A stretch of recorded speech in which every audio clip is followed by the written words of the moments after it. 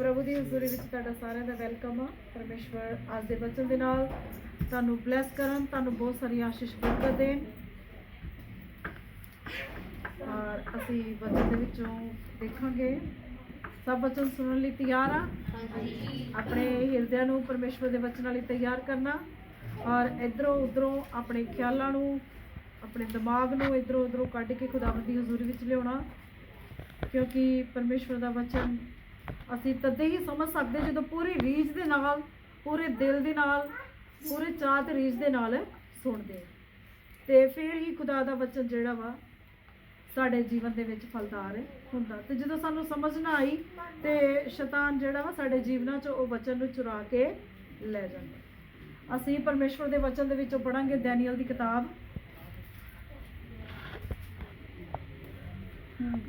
ਉਹਦੇ 4 ਅਧਿਆਏ। पंजाबी च भी दैनियल आ ते हिंदी च दैनियल, दोनों ही सेम ही आ। पुराने नेम दे विच आ 4 अध्याय।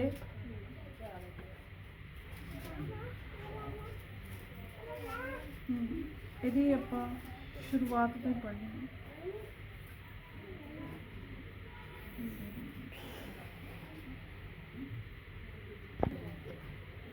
मैं नबूकदनेस्सर अपने भवन में चैन से और प्रफुल्लित रहता था। मैंने ऐसा स्वप्न देखा जिसके कारण मैं डर गया और पलंग पर पड़े पड़े जो विचार मेरे मन में आए और जो बातें मैंने देखी उनके कारण मैं घबरा गया था। Hallelujah, hallelujah, hallelujah, hallelujah. परमेश्वर के वचन में से हम देख रहे हैं राजा नबूकदनेस्सर के जीवन के बारे में। और लिखा राजा नबूकदनेस्सर एक बहुत बड़ा राजा था और बहुत संपन्न राजा था और बहुत अमीर और घमंडी भी था। और परमेश्वर के वचन में लिखा एक रात को उसको एक स्वप्न परमेश्वर की ओर से दिखाया गया और यहाँ पर लिखा मैं नबूकदनेस्सर अपने भवन में चैन से और प्रफुल्लित रहता था। और मतलब अपने सुख शांति से रह रहा था और बड़ा प्रभु ने मुझे बढ़ाया फुलाया था और मैं रह रहा था। और लिखा मैंने ऐसा स्वप्न देखा जिसके कारण मैं डर गया और पलंग पर पड़े पड़े जो विचार मेरे मन में आए और जो बातें मैंने देखी उनके कारण मैं घबरा गया।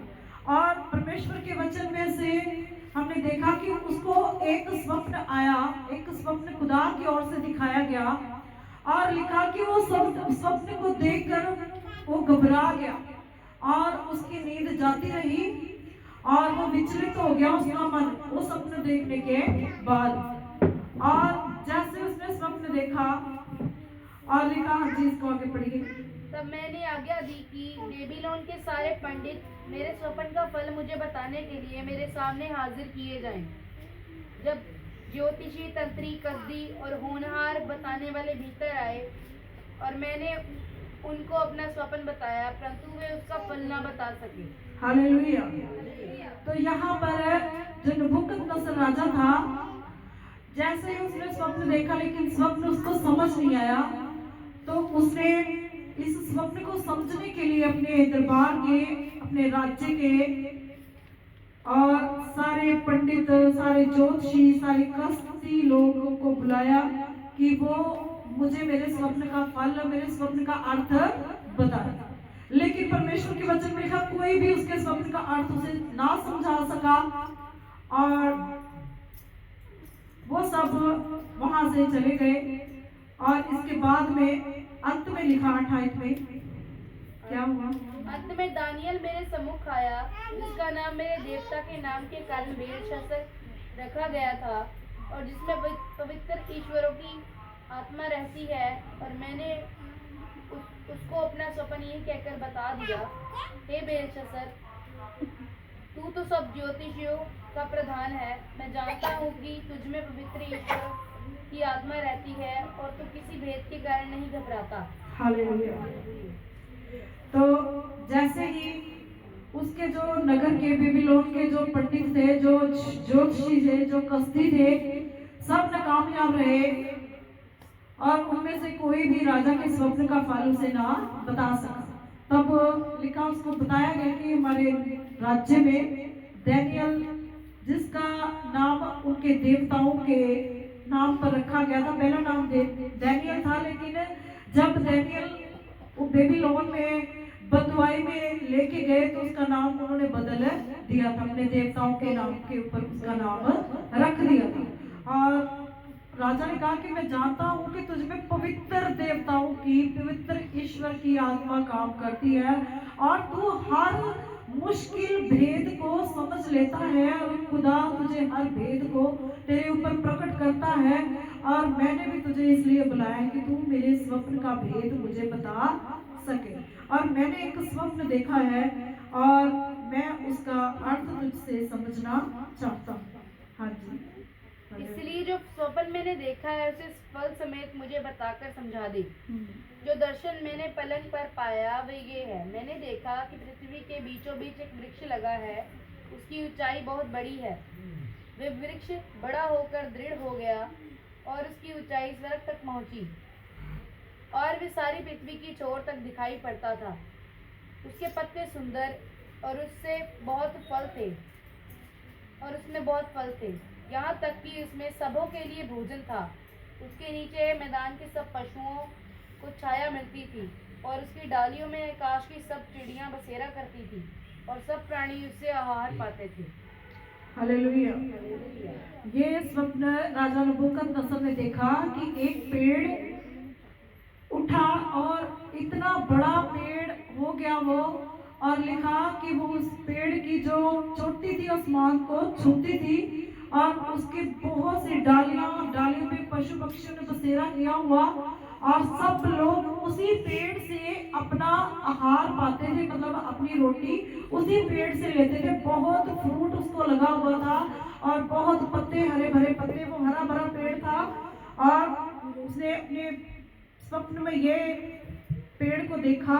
हाँ जी, इसको पूरा कीजिए आगे भी। मैंने पलंग पर दर्शन पाते समय क्या देखा कि एक पवित्र पहरुआ स्वर्ग से उतर आया। उसने ऊंचे शब्द से पुकार कर ये कहा, वृक्ष को काट डालो, उसकी डालियों को छांट दो, उसके पत्ते झाड़ दो और उसके फल बिखरा डालो। पशु उसके नीचे से हट जाएं और चिड़ियां उसकी डालियों पर से उड़ जाएं। तो भी उसके ऊंट को जड़ समेत भूमि में छोड़ो और उसको लोहे और पीतल के बंधन से बांधकर मैदान की हरी घास के बीच रहने दो। वे आकाश की ओस से भीगा करे और भूमि की घास खाने में मैदान के पशुओं के संग भागी हो। हालेलुया। तो परमेश्वर के वचन में लिखा कि जैसे उसने उस पेड़ को देखा कि बहुत विशाल पेड़ है, उसकी चोटी आसमान को छू रही है और उसमें बहुत सा फ्रूट लगा है, उसकी बहुत बड़ी डालियां हैं, हरे पत्ते हैं, पशु पक्षियों ने ऊपर बसेरा किया हुआ है, लोग भी उसकी शरण में आते हैं और उसी पेड़ से अपना आहार पाते हैं। और लिखा कि थोड़ी देर बाद ही मैंने क्या देखा कि एक पहरुआ, मतलब एक स्वर्गदूत आसमान से उतरा और उसने आज्ञा दी और ऊंचे शब्द से पुकार कर कहा कि वृक्ष को काट डालो। जो इतना बड़ा वृक्ष राजा ने देखा था और उस स्वर्गदूत ने आज्ञा दी कि इस वृक्ष को काट डालो, इस पे जितना भी फ्रूट लगा सारा इसका बिखेर डालो, इसके पत्तों को, इसकी डालियों को अलग कर दो, इस पेड़ के नीचे कोई भी शरण ना ले, जो पशु पक्षी ऊपर बैठे सबको हटा दो और इसको काट दो और इसका ठूंठ भी पृथ्वी से निकाल लो और उसको भी लोहे और पीतल की बेड़ियों से बांध कर रख दो। और ये स्वप्न जो राजा नबूकदनेस्सर ने देखा, और ये स्वप्न देख के वो विचलित हो गया, उसका मन घबरा गया और वो समझ नहीं पा रहा था कि ये मैंने क्या देख लिया। और जैसे ही उसने ये पूरा स्वप्न राजा डैनियल नबी को दिखाया, परमेश्वर के जन को सुनाया, और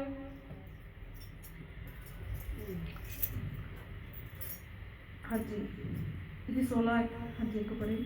उसका मन बदले और मनुष्य का ना रहे परंतु पशु का सा बन जाए और इस पर 7 काल बीते। ये आज्ञा पहरुओं के निर्णय से और ये बात पवित्र लोगों के वचन से निकली कि जो जीवित हैं वे जान ले कि परम प्रधान परमेश्वर मनुष्य के राज्य में प्रभुता करता है और उसको जिसे चाहे उसे दे देता है और वे छोटे से छोटे मनुष्य को भी उस पर नियुक्त कर देता है। हालेलुया। तो ये सारा कुछ जो है उसने बता दिया और पहरुए ने आज्ञा दी कि इसको ऐसे ही इसके ठूंठ को छोड़ दिया जाए और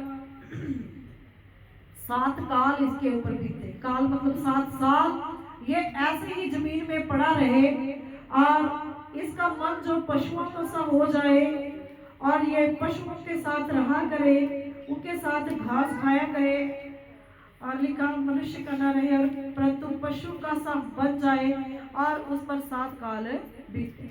कि 7 साल तक ये जो ठूठ है ऐसे ही पड़ा रहे और फिर मनुष्य को जो समझ आए कि महान परमेश्वर सामर्थी खुदा जो मनुष्य के ऊपर प्रभुता करता है और वह ही सब कुछ करने वाला है और छोटे से छोटे मनुष्य को भी उस पर नियुक्त कर देता है, क्योंकि जो चाहे उसके मन में आए वैसा ही करे, चाहे उसको कोई गलत कहे चाहे कोई चंगा कहे, इससे कोई नहीं, जो उस खुदा को चंगा लगता है वही वह करता है, क्योंकि उसका राज्य पूरी भूमि के ऊपर हम सब मनुष्य के ऊपर उसका ही राज्य चलता है। और ये सारा स्वप्न जो उसने दानियल नबी को बताया और अब दानियल नबी जो नबूकदनेस्सर राजा के सामने पेश हुआ तो उसने इस स्वप्न का अर्थ बताया। हाँ जी, इसको पढ़ेंगे अब 20 आयत में से। जिस वृक्ष को तूने देखा जो बड़ा और दृढ़ हो गया और जिसकी ऊंचाई स्वर्ग तक पहुंची और जो पृथ्वी के सिरे तक दिखाई देता था, जिसके पत्ते सुंदर और बहुत फलते थे और जिसमें सबों के लिए भोजन था, जिसके नीचे मैदान के सब पशु रहते थे और जिसकी डालियों में आकाश की चिड़ियां बसेरा करती थी, हे राजा वह तू ही है। तू महान और सामर्थी हो गया, तेरी महिमा बढ़ी और स्वर्ग तक पहुंच गई और तेरी प्रभुता पृथ्वी की छोर तक फैली है। हे राजा, तूने जो एक पवित्र पहरुए को स्वर्ग से उतरते और ये कहते देखा कि वृक्ष को काट डालो और उसका नाश करो, तो भी उसके ठूंठ को जड़ समेत भूमि में छोड़ो और इसको लोहे और पीतल के बंधन से बांधकर मैदान की हरी घास के बीच में रहने दो।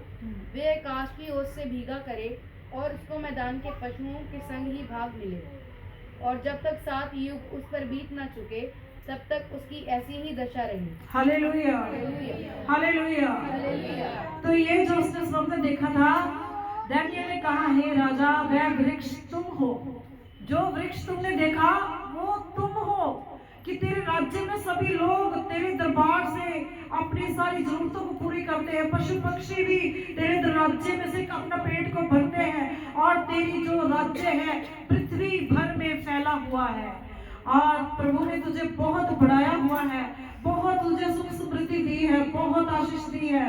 और जो पहरुआ तूने देखा कि इस वृक्ष को काट दो, उसका मतलब कि तेरा राज्य खत्म होने पर है और परमेश्वर के वचन में लिखा कि 7 साल तक तेरा राज्य तुझसे छीना रहेगा।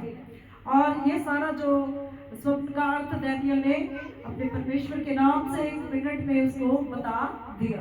और देखो जो जादूगर थे, कसदी थे, तंत्री मंत्री, कोई भी उसको ये भेद बता नहीं सका।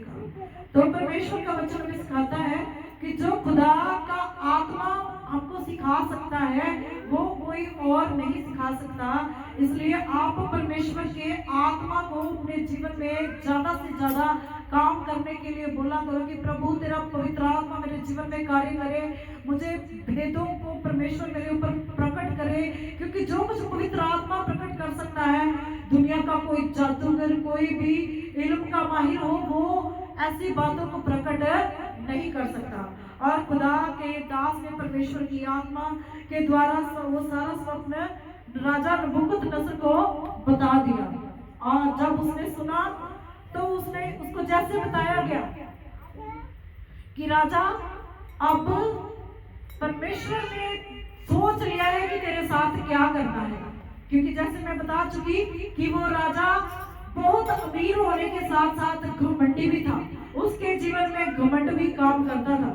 जब उसको ये बताया गया कि राजा अब परमेश्वर ने तेरे जीवन के दिन नियत कर दिए हैं और तेरे साथ ऐसा होगा कि तू काट डाला जाएगा और तेरे राज्य का अंत होगा, तो उस राजा ने ये नहीं कहा कि मैं परमेश्वर से माफी मांगू या मैं खुदा से प्रार्थना करूं कि खुदा तू ऐसा मत कर, खुदा तू ऐसा मेरे साथ मत कर जो तूने दिखाया है, क्योंकि परमेश्वर के वचन में में लिखा, अगर खुदा कुछ करने की ठान ले तो मनुष्य अगर अधीन होके खुदा से प्रार्थना करे, घुटनों के बल आके परमेश्वर से प्रार्थना करे तो परमेश्वर पछताएगा और जैसा उसने ठाना वह नहीं करेगा। यिर्मयाह 18 बाब में लिखा हुआ है। लेकिन उस राजा ने अपने घमंड में इतना ज्यादा भरा हुआ था कि उसने खुदा के आगे इस बात के लिए प्रार्थना नहीं की। इस बात को उसने बस ऐसे ही जाने दिया कि पता नहीं कब समय आएगा, कब होगा, और ऐसे ही उसने इस बात को हल्के में लिया और लिखा। एक दिन क्या हुआ, इसकी 28 आयत में पढ़िए। ये सब कुछ नबूकदनेस्सर राजा पर घट गया। इसकी 27 पढ़ियो पहला। इस कारण हे राजा, मेरी ये सम्मति स्वीकार कर कि यदि तू पाप छोड़कर धर्म करने लगे और अधर्म छोड़कर दीनहीनों पर दया करने लगे तो संभव है कि ऐसा करने से तेरा चैन बना रहे। हाँ, तो दानियल ने समझा दिया कि राजा, अगर तू मेरी ये सम्मति मतलब मेरी ये सलाह है, तू मान ले कि तू पाप करना छोड़ के धर्म के काम करे, अधर्म छोड़कर दीनहीन पर दया करे, तो संभव है कि खुदा तेरे साथ ऐसा ना करे, तेरी सुख शांति बनी रहे। लेकिन उस राजा ने ऐसा नहीं किया। सुन के भी जैसे हम कोई स्वप्न देखते हैं जब हमें पता होता है कि हमारे साथ कुछ गलत होने वाला, हम खुदा को पुकारते हैं, हम खुदा से मांगते, खुदा ये गलत काम को आप रोक सकते हो प्रभु, जो हमने स्वप्न में देखा प्रभु हम ऐसा ना हो प्रभु, मेरे साथ में इस स्वप्न को कैंसिल करती हूँ या करता हूँ। लेकिन उस राजा ने तौबा नहीं की, पश्चाताप नहीं किया, खुदा से प्रार्थना नहीं की कि मेरे साथ ऐसा ना हो। तो लेकिन इसके बावजूद क्या हुआ, 28 आयत में पढ़ेंगे। ये सब कुछ नबूकदनेस्सर राजा पर घट गया। 12 महीने के बीतने पर जब वह बेबीलोन के राजभवन की छत पर टहल रहा था, तब वह कहने लगा, क्या ये बड़ा बेबीलोन नहीं है जिसे मैं ही ने अपने बल और सामर्थ से राजनिवास होने को और अपने प्रताप की बढ़ाई के लिए बसाया है। Hallelujah, hallelujah, hallelujah. तो परमेश्वर के वचन में लिखा कि ये सब कुछ राजा नबूकदनेस्सर पर घट गया और एक दिन वो लिखा अपने महल की शब्द के ऊपर, बेबीलोन के महल की शब्द के ऊपर, वो शहर बाबुल जो उसने अपनी सामर्थ से बनाया था, टहल रहा था। और लिखा टहल रहा था और अपने मन में सोच रहा था कि क्या बड़ा बेबीलोन जो जिसे मैंने अपने बल और सामर्थ से बनाया है, अपनी शक्ति से बनाया है। और अभी वो ये बातें सोच ही रहा था। लिखा जिसे मैंने अपने बल और सामर्थ से राजनिवास होने के लिए, अपने प्रताप की बढ़ाई के लिए बनाया है। अपना यश, अपने प्रताप, अपने नाम को वो राजा बड़ा करना चाहता था। लिखा अपने, जहाँ पर अपना मतलब मैं, पंजाबी से लिखा मैं, तो जहाँ पर मैं आ जाती है वहां पर खुदा उस चीज को अंत कर देता है। और ये इस राजा में घमंड था, और जहाँ पर इसके घमंड का जब जैसे ही इसने ये बोला कि जिसे मैंने अपने निवास और प्रताप के लिए बनाया है, तो उसी घड़ी क्या हुआ। हाँ जी, 31 आयत में पढ़िए। ये वचन राजा के मुंह से निकलने भी ना पाया था कि आकाशवाणी हुई, हे राजा नबूकदनेस्सर, तेरे विषय में ये आज्ञा निकलती है, राजा राज्य तेरे हाथ से निकल गया। और अभी लिखा उसका शब्द पूरा नहीं हुआ था, और अभी वो अपने मुंह से ये शब्द निकाल ही रहा था, और लिखा उसी समय आकाशवाणी हुई, आकाश से एक बड़ी आवाज आई, बहुत, और लिखा वो आवाज आई, और उस आवाज में क्या बात थी कि हे राजा नबूकदनेस्सर, तेरे विषय में आज्ञा निकलती है कि राज्य तेरे हाथ से निकल गया, कि अब खुदा ने तेरे हाथ से तेरे राज्य को छीन लिया। और हाँ जी, और तू मनुष्य के बीच से निकाला जाएगा और मैदान के पशुओं के संग रहेगा और बैलों के समान घास चरेगा, और 7 काल तुझ पर बीतेंगे जब तक कि तू न जान ले कि परम प्रधान मनुष्यों के राज में प्रभुता करता है और जिसे चाहे वे उसे दे देता है। हालेलुया। तो परमेश्वर के वचन में लिखा, ये भविष्यवाणी हुई कि राजा तेरे हाथ से अब राज्य छीन लिया गया है, और परम प्रधान की ओर से ये आज्ञा निकली है, और तू पशुओं के संग रहेगा और बैलों के समान घास चरेगा, और 7 साल तक तू ऐसे ही मैदान में, जंगलों में घास खाया करेगा। उसी घड़ी ये वचन नबूकदनेस्सर के विषय में पूरा हुआ। वे मनुष्य में से निकाला गया और बैलों के समान घास करने लगा, और उसकी देह आकाश की ओस में भीगती थी, यहाँ तक कि उसके बाल उकाब पक्षियों के परों से और उसके नाखून चिड़ियों के पंजों से समान बढ़ गए। हालेलुया।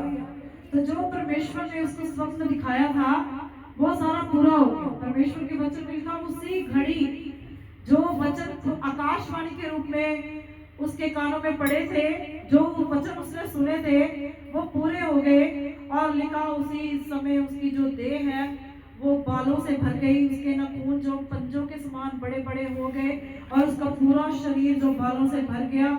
और जब वो बालों से भर गया तो लिखा वो जंगलों में चला गया, क्योंकि उसको कोई पहचान ही नहीं रहा था कि ये राजा है। और लिखा 7 साल तक उसको पशुओं का मन दिया गया और वो पशुओं के संग घास खाता रहा, एक राजा। और लिखा 7 साल तक ऐसे ही बीत गए। और लिखा फिर जब 7 साल तक घास खा लिया तो फिर ये राजा क्या कहता है। हाँ जी, 4 आयत में। उन दिनों के बीतने पर मुझे नबूकदनेस्सर ने अपनी आंखें स्वर्ग की ओर उठाई, और मेरी बुद्धि फिर ज्यों की त्यों हो गई। तब मैंने परम प्रधान को धन्य कहा, और जो सदा जीवित है उसकी स्तुति और महिमा ये कहकर करने लगा, उसकी प्रभुता सदा की है और उसका राज्य पीढ़ी से पीढ़ी तक बना रहने वाला है। पृथ्वी के सब रहने वाले उसके सामने तुच्छ गिने जाते हैं, और वे स्वर्ग की सेना और पृथ्वी के रहने वालों के बीच अपनी ही इच्छा के अनुसार काम करता है। हालेलुया। तो 7 साल तक जब घास खा लिया, जानवरों के शरीर में रहा, जंगलों में रहा। और लिखा ओस उसको भिगोती थी, रोज ओस उसके ऊपर पड़ती थी। और जब जंगलों में रहा तो फिर राजा नबूकदनेस्सर कहता है कि उन दिनों के बीतने पर फिर मेरी बुद्धि ज्यों की त्यों हो गई, और मुझे समझ आई, मुझे अक्ल आई कि परम प्रधान जो परमेश्वर जो मनुष्य के बीच में सरदारी करता है और उसकी स्तुति और महिमा ये कहकर करने लगा कि वो चाहे सब कुछ कर सकता है और उसी के हाथ में है, और जिसको बढ़ाना है किसको घटाना है ये सब कुछ परमेश्वर के हाथों में है। और लिखा फिर उसकी बुद्धि जैसे उसके बीच में आई, उसने खुदा की स्तुति की, परमेश्वर की बड़ाई की, खुदा की महिमा की। और लिखा 25 में उसी समय मेरी बुद्धि फिर ज्यों की त्यों हो गई, और मेरे राज्य की महिमा के लिए मेरा प्रताप और मुकुट मुझ पर फिर आ गया। मेरे मंत्री और प्रधान लोग मुझसे भेंट करने के लिए आने लगे, और मैं अपने राज्य में स्थिर हो गया, और मेरी और अधिक प्रशंसा होने लगी। हालेलुया। तो लिखा फिर उसका राज्य जो इसको मिल गया, इसका मुकुट इसको मिल गया, इसके राजमंत्री आके इसको ले गए और 7 साल तक के लिए जानवर बन के घास खाता रहे। तो परमेश्वर का वचन में क्या सिखाता है कि 7 साल के बाद हमने नहीं सीखना कि 7 साल दुख उठाने के बाद, 7 साल बीमारी के साथ लड़ने के बाद हमें कल आए कि अब परमेश्वर ही सब कुछ कर सकता है। नहीं, हमने पहले ही समझ जाना कि कोई बीमारी आई है, सबसे पहले अपने परमेश्वर को बताना है। 7 साल तक हमने दुख बीमारी में रह के, जकड़बंदियों में रह के, शराबों में रह के खुदा के पास नहीं जाना है जैसे ये राजा गया। हमने पहले ही प्रभु के पास जाना है। प्रभु चाहे तो सब कुछ, हम जो दवाइयाँ खाते हैं ना वो भी अगर खुदा चाहे तो असर करती, नहीं चाहे तो नहीं असर करती। इसलिए सबसे पहले अपने खुदा के पास जाना है। हमने इस राजा के समान नहीं कि 7 साल इधर उधर तक के खा ले, टेटे खा लेते फिर परमेश्वर के पास आना। नहीं, हम जानते हैं हमारा खुदा सब कुछ करने वाला है, सब कुछ कर सकता है, इसके लिए कुछ भी मुश्किल नहीं। हमें ऐसे निर्बुद्धि नहीं होना है, सबसे पहले खुदा के पास जाना है। और इस राजा में कमी थी कि घमंडी था, घमंड अपने आसपास भी आने नहीं देना है। कभी आपके मुंह से कोई भी घमंड की बात नहीं निकलनी चाहिए। तो खुदा का वचन हमें यही सिखाता है कि परमेश्वर के आगे नम्र हलीम दीन बन के रहना। अगर कोई परिस्थिति है, कोई मुश्किल है आपको दिखती है, खुदा ने आपको कोई स्वप्न दिखाया, उसके लिए आपने प्रार्थना करनी है। ये नहीं कि हाथ ते हाथ रख के बैठे रहना कि वो समा साढ़े उत्ते आ ही जाए, जो खुदा ने दिखाया वो पूरा करना ही करना। नहीं, अगर आप उस चीज के लिए प्रार्थना करोगे तो खुदा वो समय को टालने वाला खुदा है, वो बुरा समय आपके ऊपर नहीं आने देगा। अगर प्रार्थना करोगे तो वो समय टल जाएगा। यिर्मयाह 18 बाब में लिखा हुआ है कि खुदावंद अगर कोई फैसला लेता है, अगर मेरी प्रजा धीन होकर प्रार्थना करती, लोग धीन होकर प्रार्थना करें, तो परमेश्वर पछताता है और उस आपत्ति को, उस विपत्ति को आपके ऊपर लाने से हट जाता है।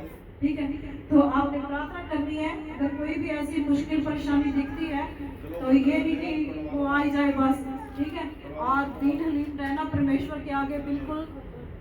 परमेश्वर ने कहा प्रभु के सामने नीवे बनो कि वो आपको पूजा करेगा। ठीक है, आज का वचन समझ आया सभी को?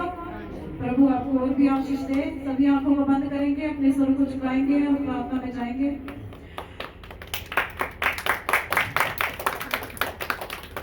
सभी आंखों को बंद करेंगे, सर को झुकाएंगे। हालेलुया। स्वर्गीय पिता यीशु मसीह आपकी बड़ाई करते हैं प्रभु, आपकी महिमा करते हैं खुदा, कि जो आपके वचन में से हमने सीखा परमेश्वर। हालेलुया प्रभु जी, खुदा आपका वचन प्रभु तेरे बच्चों के जीवन में खुदा बहुत सफल लाने वाला हो प्रभु। दुष्ट स्थान प्रभु किसी के जीवन से खुदा तेरे वचनों को चुरा ना सके प्रभु। आज का वचन प्रभु तेरे बच्चों को खुदावंदा आगे बढ़ने में मदद करे खुदावंदा, इनके जीवन में 60 गुना 100 गुना फलदार हो परमेश्वर। हालेलुया प्रभु यीशु मसीह आपका धन्यवाद करते हैं प्रभु आज के वचनों के लिए प्रभु यीशु राजा। जो लोग इस वचन को ऑनलाइन सुने उन्हें भी बड़ी आशीष बरकत देना, उनकी बुद्धि को खोलना और उनके बीच में से सारा घमंड वाला आत्मा दूर करना परमेश्वर। हालेलुया प्रभु यीशु आपकी बड़ाई हो पिता, आपकी महिमा करते हैं खुदा, आपका धन्यवाद करते हैं आज के वचनों के लिए परमेश्वर। हालेलुया प्रभु तेरे बच्चे ब्लेस हो जाए प्रभु आज के वचन से खुदा, तेरा धन्यवाद करती हूँ प्रभु यीशु राजा। अगले समय को प्रभु आपके पवित्र सामर्थ्य हाथों में देती प्रार्थना यीशु मसीह के नाम से आमीन। लास्ट कुछ बोलेंगे?